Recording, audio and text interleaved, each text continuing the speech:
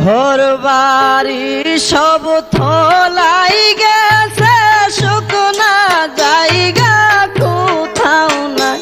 হায় হায় রাক্ষসী ওই বন্যার পানি করতে আহিলো বাইরে ভাই। হায় হায় রাক্ষসী ওই বন্যার পানি করতে আহিলো